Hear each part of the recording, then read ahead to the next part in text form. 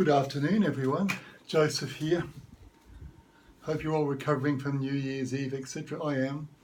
I got disgustingly drunk on New Year's Eve, but I was nice and didn't upset anybody. But I'm still recovering, so I'm very old. Now, what I'd like to talk about today is spirits, spirit phenomena. As always, the main thing I want is you to think for yourself. I know that sounds easy, but it's not.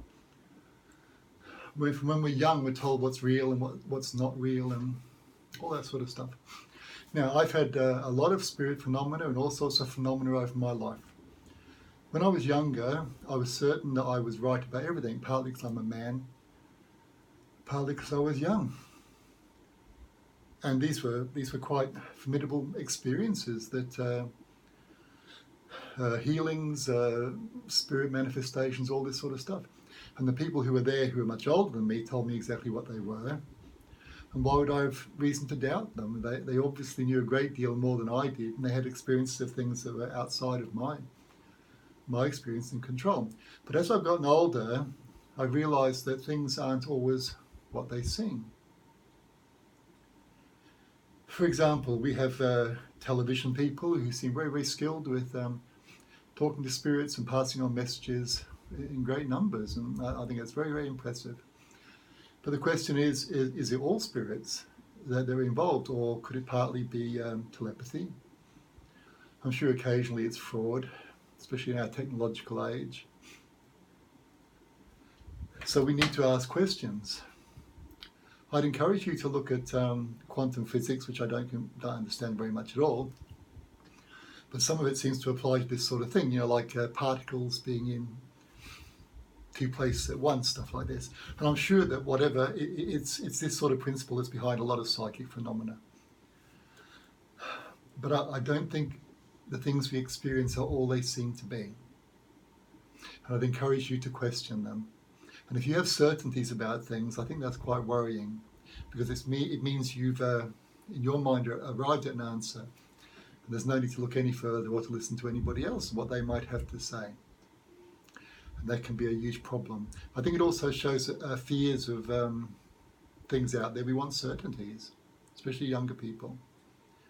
And as I've got older, it's I find a certain wonderfulness in the fact that I don't know a very great deal at all. And so when something new or strange or wonderful or bizarre comes along, I find that very comforting. I'll give you a few examples out of my own experience. And you can dismiss them, or you can think about them, or you can hopefully interpret them in the light of your own understanding or curiosity, or you can disagree with me. That's fine also. I saw lots of things from when I was little. I'm sure lots of you do. Had experiences of waking up and bouncing around like a balloon against the ceiling when I was about 4. Seeing strange people who shouldn't have been there walking around. When you're young, it seems quite acceptable, a bit scary, but no more than being thrown in a swimming pool. Now, the idea of ghosts and such, that interests me very greatly. Now, interestingly enough, it seems to have a cultural aspects to it. In ancient Greece and Rome, the only real mention of ghosts were to do with people who've either been murdered or people who had received funeral rites that were not correct.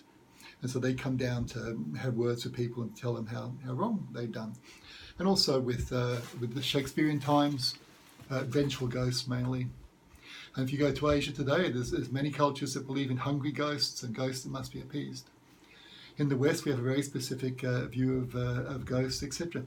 So what I'm saying is we could be perceiving something that's quite real, but the way it manifests itself and the way we perceive it has cultural overtones to it, the way that we see things. I don't know if you read much about Tibetan Buddhism, but that seems to have its beginnings in shamanism and Buddhism, of course. And they're familiar and accepting of strange phenomena. And I'd encourage you to look at YouTube and see some of the oddities. And actually in other cultures too, you'll find these miraculous happenings, miraculous things. What are they? Well, we have to think about that, don't we? Now, I'm going to tell you about some of my experiences of spirits, of the dead, or whatever. Okay, now, I had a brain injury in the early 90s, though you'd never think so, considering how witty and urbane I am, but it's true. And it affected me in many ways. And with my work, with my medium work, it altered it. I was no longer to hear or to feel messages from people who died. Now, I'm going to talk about them as people who died because this is my perception of them and this is what I believe to be true in a great deal of the situations. But I found since then that I can use my mirror. I'll call it a scrying mirror, but it has many other uses.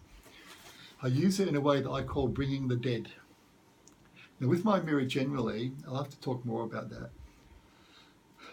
It's a very old image, the mirror. I mean, the first time you ever saw your lovely face as a toddler was in a mirror, and it's a symbol of the soul in our dreams. It's a beautiful thing. But I use it in a sort of symbolic, magical sense. It's a doorway to me. So I open the mirror, and mostly it's for clients to have a look and get a feeling of their future or what's coming. It seems to work consistently. There seem to be consistencies to it from people from all over the world who've never heard of it, different cultures. So it's showing something. Now, in ancient myths and legends, they talk about the land of the dead. They also talk about the ferryman, and putting the coins on the eyes to pay the ferryman and such. The idea being that the land of the dead was an island, in a sense, and we had to sail across the water to get there. Actually, the Romans thought that Ireland, the country, was the land of the dead also. I mean, so there's this idea of having to cross water, to cross a barrier. Now, I'll tell you a couple of my experiences. Right. My father was a very bad man. He'd been in the death camps as a gypsy. He came home, he'd lost half his body weight, and he was a murderous monster, and he was a terror. And we were very afraid as children. And he inflicted himself on the world. Now, when he died in the late 80s, I think we were all relieved that the world had been spared any more of this man. But then I had to see it, but he wasn't always bad, I mean, he was my dad, and he could be lovely sometimes, and of course you'd see the shadows creep up inside of him. But I had a series of dreams. And in the dreams, I was sat in a little boat, and I was moving forward through mist, very dense mist. And I come out the other side, and I can see high mountains in the distance, and there's a heavy forest, and it comes down to some grass on the edge of the water. And there's my father. And I get out of the boat, and he's as he would have been, I think, if he'd never been in Hitler's camps. He came up to me and he gave me a hug, and I could smell his hair, and I could feel the wind on my face and the sun. And he said, "Come and look what I've built." And we walked up to the edge of the forest, and there was this hideous cottage. He was famous in life for making hideous, shitful things. And we laughed about it. And he said, "Let's have a cuppa." We had a cup of tea. And we sat and we talked, and I felt very tired. And then I woke up. I had the same dream in slight variations another 3 times. The last time in the distance I could see people walking up the edge of the forest, and I waved to them, and they waved back to me. And that's the last time I've dreamt of him. Now, this has been a common theme in my work, and also in things I've read. This idea of crossing the water, and there we have where the dead are. I don't think it's that easy for them to come here to our world. And if they do come here to our world, they're aware of us perhaps, but the rest of us, these things around us, they don't see them at all. It's just like a darkness. They focus on us. Okay, so I say so a lot, so please forgive me for that. So, other clients, people I've brought to this, to look at this, to try and... What I try and do is I try and bring the person they've lost here for about a minute. I can't do it for more than a minute. I use my mirror, and in a sense, I see a doorway, like an old church doorway in the country, and I open it, and there are stairs. It's like, this is all symbolic, but maybe not all. And I walk down the stone stairs, and I come to forest, and I come to the lake. But often as I'm walking down the stairs, I'll feel something rush up the stairs and pass through me. And then I know that the person who's died has come into our world. Now, all I've asked them to do is to give the person who wants to see them a hug, to let them feel them, to let them have a glimpse that they're still there. And usually they do. It can be quite overwhelming. There have been times when there have been disembodied voices and such, but I don't like that. That's just annoying and distracting. Usually it's a sense of the presence or a smell or that sensation of being held and hugged and a feeling of that person very strongly. I feel it also, but I'm in a sense providing the energy to make it happen. And sometimes, particularly with Italian people, I'll feel Nonna stood off to one side looking at me with great disdain. She may be dead, but she still doesn't believe in this rubbish. Then after about a minute or so, I'll shut it down and close the doors off. It seems to bring great comfort to people.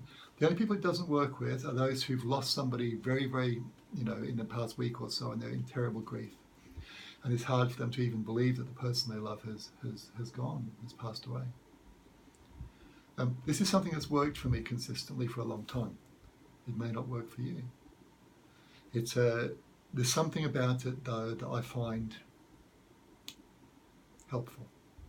My perception, my feeling of that other world, it feels like a vast wilderness.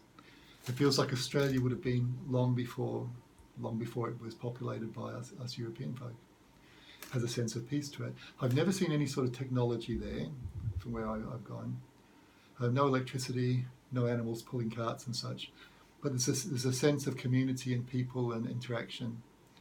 And whenever I've done this for Indigenous folk, it's always slightly twilight, and they'll be in a group, sometimes with a fire. And they're the only ones that have ever seen me. They'll wave to me and I'll wave back to them before I come back here. I find it very moving. Now, that being said, I think that I still know very little. I see myself like somebody who drives people to a zoo in the coach, and I let them out and they're going to have a wander around the edge of the national park or whatever, and I drive them back. I just had consistent views of a tiny little bit of whatever this is out there. But I would encourage you to do your own exploration, to be brave. I don't think we need to be afraid of spirits. I mean, I think some of them are very, very grumpy, and some of them have never existed as human beings. I think there are some spirits who have been here maybe since the beginning of the earth. They'll live in a hill, they'll live in a mountain. And I perceive them like very, very old, grumpy, sleepy tortoises, and all they want to do is be left alone. And then some bastard comes along and builds a house on top of them. They're not happy. And this is where some of this sort of more negative phenomena can come from. They want us to leave them alone. We're like fleas on them. I think that's fair enough. And also, I don't think that there's evil as such. I mean, look at a lion. It will eat you, and yet it's not evil. This is just part of its nature. And sometimes you come across spirits and spirit phenomena, you just have to leave them alone. It's their place. It's their whatever. So be open, try new things, and be brave. And I'll tell you one more little story. I'm full of stories, especially when I'm drunk. Ask my friends. Sometimes people come to see me because their dog has died, and that can be absolutely distressing if her babies are gone. Now, when I reach out for people to open that door to those who have gone, it's, as I said, the stairs, the door. When I've done it for dogs, it's like reaching out across a plain of grass. And way over in the corner, I'll feel a movement like a trembling, like a vibration. A bit like when you see insects or fireflies in the evening just moving in a... And then all of a sudden the dog's there. You'll feel it brush against your legs. You'll feel something touching you, and it's lovely and very comforting. But once I had a lady come to see me. She was probably 80, and her daughter brought her. Now, the lady's problem was that her daughter's dog had eaten her parrot, Henry. And she was distraught and distressed. She loved Henry. She said, "I've heard what you can do. Can you bring Henry here?" And I thought, "Oh, no." So I said, "I can try," not expecting to have any success at all. So I did my thing, but instead of feeling like grass and plains and such, I could feel like dense forest all around me. Then over in the corner, I felt this trembling, this motion again, this feeling of vibration. And there was Henry. And the lady, my client, said, "Oh, I can feel Henry." She started crying, and she was very, very happy to feel Henry. Now, after about a minute, I have to shut this stuff down because it's very tiring and it wears me out. So I started to shut it down, and I told her I was doing this. But Henry started to feel more agitated and annoyed, and the vibration got stronger and stronger and stronger. And then I felt something grab my nose. It didn't hurt at all, but something grabbed my nose. And I said, "Henry's biting my nose." And she said, "Oh, yes, that's Henry." And it took about an hour for the feeling to go away completely. And I will never, ever, ever do this stuff for birds or bitey things, dogs aside. So it's been nice to talk to you again. Now, I'm going to put my glasses on. As you know, I'm very technological. Here's my magic thingy. I wish blessings on all of you. I'll do it again.